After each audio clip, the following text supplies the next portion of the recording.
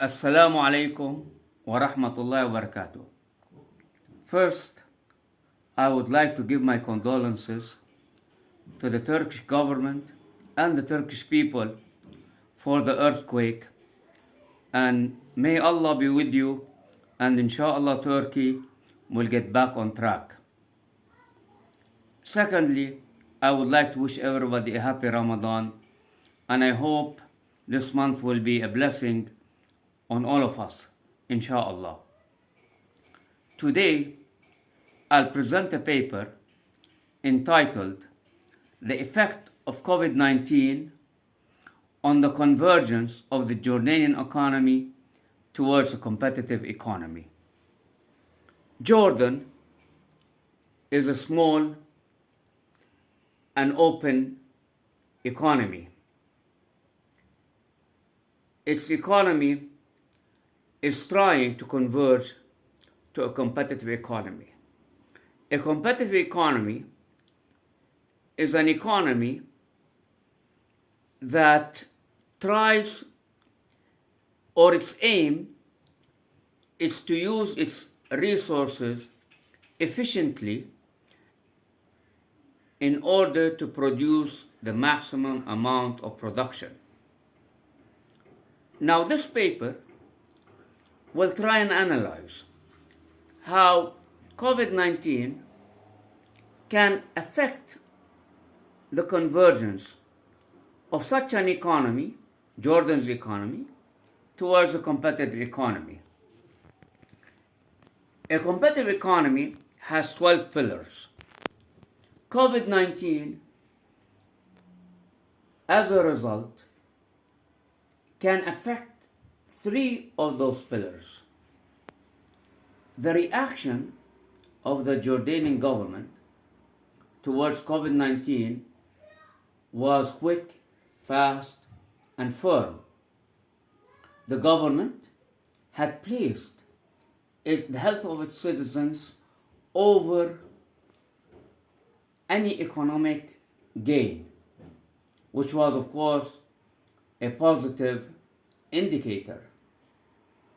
Unlike some other countries that their economies are more important than the life of their citizens, Jordan was not one of those countries. Jordan quickly realized the threat of COVID-19 and tried its best to minimize the threat of COVID-19 upon its citizens. What did the Jordanian government do? The Jordanian government tackled COVID-19 through its fiscal and monetary policy. The Jordan Central Bank adopted an expansionary monetary policy where it reduced the interest rate in order to allow more borrowing, and at the same time it tried to increase the money supply. Meanwhile, the government tried to reduce taxes and increase expenditure. So what the Jordanian government did is it both adopted an expansionary, monetary, and fiscal policy. Now, how did those policies affect its convergence towards a competitive economy? It affected them in 3 ways. 1, when the Jordanian government had restricted movement and adopted a firm restriction of movement, and everybody was at home, it pushed its economy towards a digital economy. People started to use more and more computers, started to use more and more technology in order to continue their work. This, as a result, had reflected positively on the 3rd pillar of the competitive economy, which is the adaptation of technology. So Jordanians started to use more technology rather than moving around. So this, as a result, pushed the Jordanian economy towards a digital economy, and thus reflected positively on the adaptation of ICT.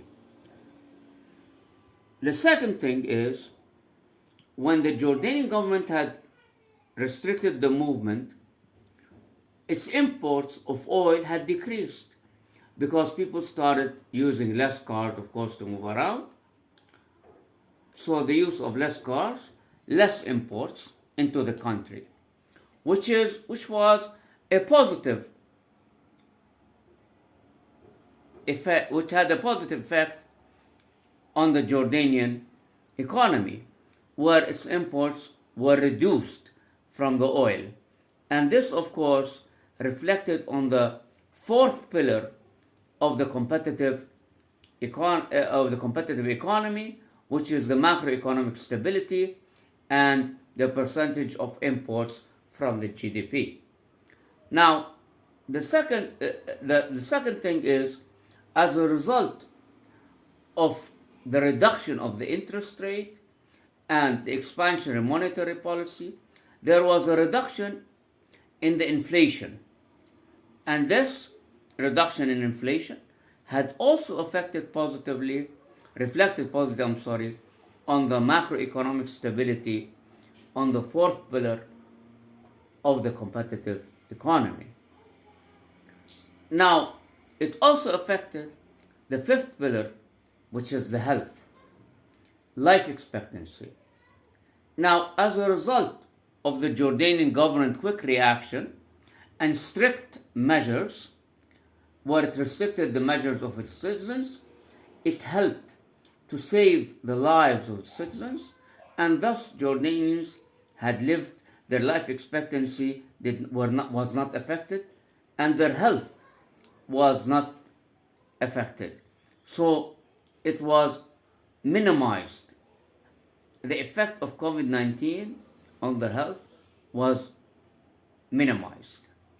Now, compared to other countries around them, Jordan was one who had the best record and the least death of its citizens.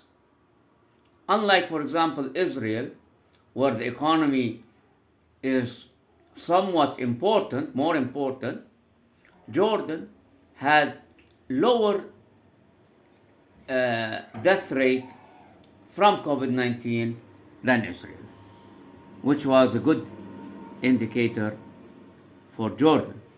So, the importance of this paper lies in the fact that sometimes a natural disaster or a hazardous disaster can affect positively an economy if the government tries its best to minimize and save its citizens. So,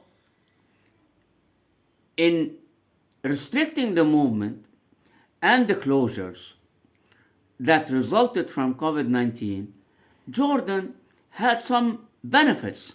It was not only negative, it did not only reflect negatively on its economy. For example, when the Jordanians closed their airports, Jordanians were forced to explore their own country's tourist sites. Jordanians no longer traveled outside and thus were forced to explore their own country's tourist sites.